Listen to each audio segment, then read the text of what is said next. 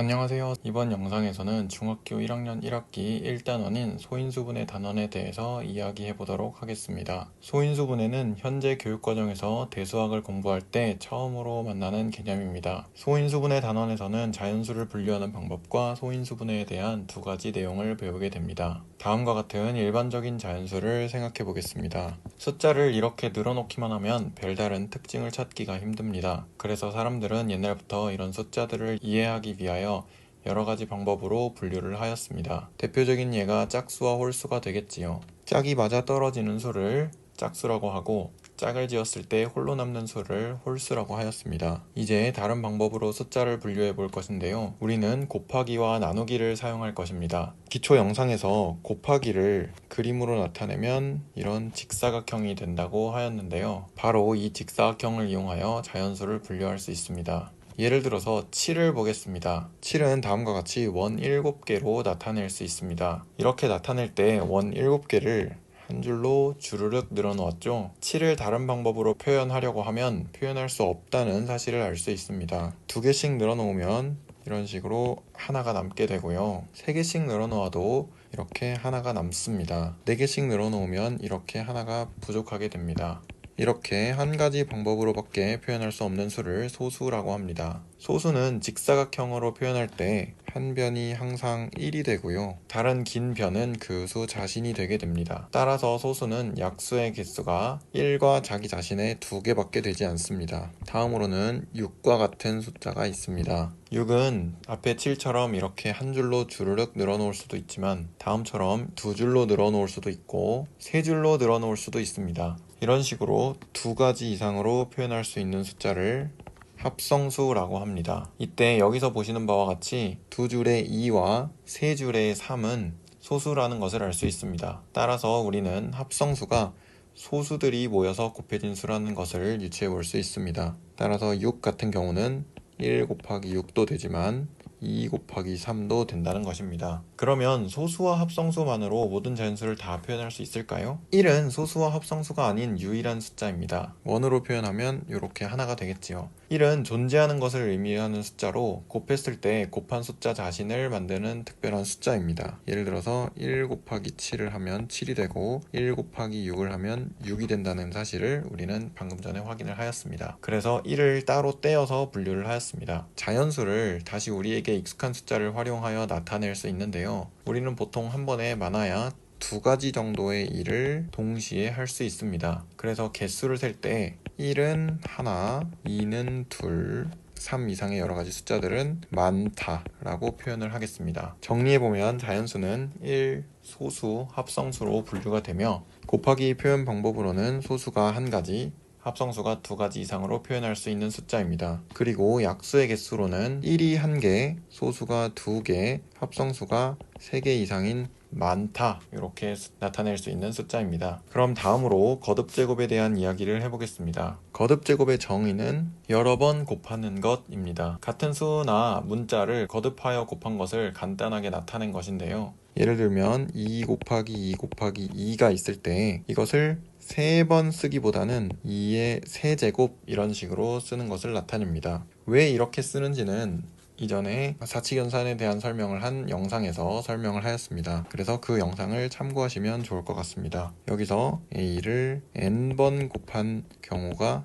a의 n제곱이 되는데요. 여기서 이제 a에 해당하는 것을 아래 있다 해서 밑이라고 하고 n에 해당하는 것을 지수라고 합니다. 그래서 밑은 거듭하여 곱한 수 또는 문자 자체를 나타내고요. 그리고 지수는 거듭해서 곱해진 숫자나 문자의 개수를 나타내게 됩니다. 그럼 다음 주제인 소인수분해로 넘어가겠습니다. 소인수분해를 하려면 우선은 기본적으로 인수라는 것을 알아야 합니다. 인수는 약수와 같은 말인데요. 어떤 자연수 a가 b 곱하기 c로 표현이 될 때 b와 c를 a의 인수라고 합니다. 두 번째로 소인수라는 것이 있는데요. 이것은 소인수로서 인수 중에서 소수인 것들을 나타내는 단어입니다. 그러면 소인수분해는 무슨 뜻일까요? 소인수분해는 소인수 분해 이런 식으로 분해를 할 수 있고 소수인 인수로 분해한다 라고 나타낼 수 있습니다. 소수인 인수로 분해를 하기 때문에 기존의 소수들은 이미 소수인 인수로 분해가 다 끝난 상태이지요. 그리고 그렇기 때문에 합성수를 소수들의 곱으로 분해하는 과정이 소인수 분해하는 과정이라고 하면 되겠습니다. 그러면 소인수 분해하는 방법에 대해서 설명을 해볼 텐데요. 우선은 첫 번째로 합성수를 약수 또는 소인수로 계속해서 나누게 됩니다. 그리고 몫이 소수가 되면 멈추게 되고요. 그런 나눈 소수들과 마지막의 몫을 곱으로 나타내게 됩니다. 예를 들어서 12의 경우에는 2로 나누어질 수가 있고요. 2로 나누면 몫이 6이 되고 6은 아직 합성수이죠. 그렇기 때문에 다시 한번 2로 나눌 수 있습니다. 2로 나누면 몫이 3이 되고 3은 소수이기 때문에 12를 2 곱하기 2 곱하기 3으로 나타낼 수 있고 이것은 거듭제곱으로 표현하면 2의 제곱 곱하기 3 이런 식으로 소인수 분해를 마칠 수 있습니다. 따라서 여기서 2와 3은 모두 12의 소인수가 되게 됩니다. 그러면 소인수 분해를 하는 이유는 무엇일까요? 합성수는 여러 숫자의 곱으로 표현을 할 수가 있습니다. 그래서 상당히 복잡한 숫자이지요. 이 복잡한 숫자들을 간단한 단위가 되는 소수들로 나눔으로써 이 합성수의 구성을 나타낼 수 있습니다. 그러면 합성수를 곱하거나 나눌 때 그리고 다른 연산들을 할 때 좀 더 쉽고 빠르게 연산을 수행할 수 있습니다. 그리고 이후에 방정식 부분에서 다항식들을 다루게 될 텐데요. 이 다항식으로 이루어진 방정식을 풀기 위해서는 이 다항식들을 인수분해를 하게 됩니다. 인수분해를 할 때 이러한 숫자들을 이용해서 소인수분해를 하는 것을 떠올리면 인수분해의 원리를 조금 더 쉽게 파악을 할 수가 있고요. 실제 숫자로부터 문자를 사용하여 나타내는 대수학의 본질적인 측면이라고 할 수 있겠습니다. 그러면 마지막으로 소인수분해를 이용해서 약수와 약수의 개수를 구하는 방법을 알아보겠습니다. 어떤 자연수 A가 A의 m제곱 곱하기 B의 n제곱으로 소인수분해 된다고 하겠습니다. 예를 들어서 아까 봤던 12의 경우엔 2의 제곱 곱하기 3 이런 식으로 나타낼 수 있고 3의 1제곱이라고 해도 되지요. 3이 하나만 곱해져 있으니까요. 그러면 12의 약수의 개수를 구해보는 것으로 이 A의 약수의 개수를 유추해 보겠습니다. 12의 경우는 우리가 알고 있는 약수가 1, 2, 3, 4, 6, 12인데요.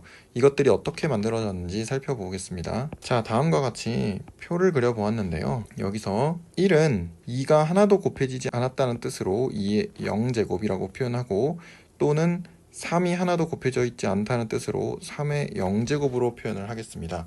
그러면 첫 번째 칸은 1 곱하기 1 그러니까 2가 하나도 곱해지지 않은 것과 3이 하나도 곱해지지 않은 것이 되고요. 두 번째 칸은 2의 1제곱 곱하기 1이 되고요. 또는 2의 1제곱 곱하기 3의 0제곱이 되지요. 세 번째 칸은 2의 제곱 곱하기 1이 되거나 2의 제곱 곱하기 3의 0제곱 이런 식으로 표현을 할 수 있습니다. 그리고 두 번째 줄의 첫 번째 칸은 1 곱하기 3의 1제곱으로 쓸 수 있는데 이것은 2가 하나도 들어있지 않고 3이 하나 들어있다는 것으로 우리가 인식을 할 수 있고요. 두 번째 칸은 2가 하나, 3이 하나, 세 번째 칸은 2가 2개, 3이 하나 라고 되어 이게 바로 12가 되죠. 이런 식으로 하여 12의 약수가 6개인 것을 정확하게 알 수 있습니다. 그리고 여기 있는 숫자들을 다 계산을 해보면 여기는 1이 되고 여기는 2가 되고 여기는 4가 되고 여기는 3이 되고 여기는 6이 되고 여기는 12가 되겠죠.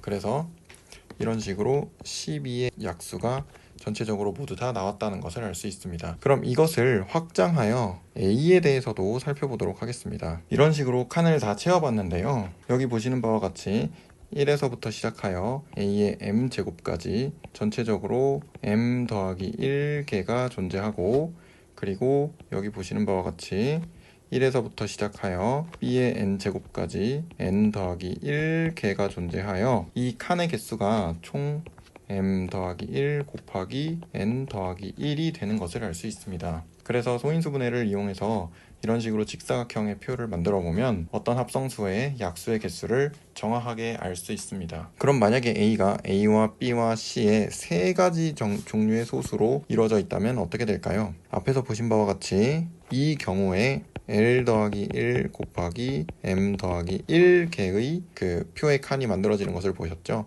그러면 그것을 이런 식으로 여기가 L 더하기 1개와 여기가 M 더하기 1개라고 하겠습니다. 이런 식으로 바닥에 표가 깔리고, 그리고 C의 개수에 따라서 C의 0제곱, 그러니까 얘는 1이죠. 1부터 C의 N제곱까지 차곡차곡 이 표가 쌓여나간다는 것을 알 수가 있고, 그러면 이러한 직육면체가 생성되게 됩니다. 그러면 모두 합해서 이만큼 L 더하기 1 곱하기 M 더하기 1 만큼의 그 표가 N 더하기 1개만큼의 층이 있을 것이므로 결국에는 요만큼의 약수의 개수를 가진다고 할 수 있겠습니다. 이런 식으로 무수히 많이 확장을 해 나갈 수 있고요. 그러면 합성수의 약수의 개수를 구하는 방법을 우리는 여기까지 알아보았습니다. 이상으로 소인수분해 단원에 대해서 이야기해 보았습니다. 긴 영상 시청해 주셔서 감사합니다.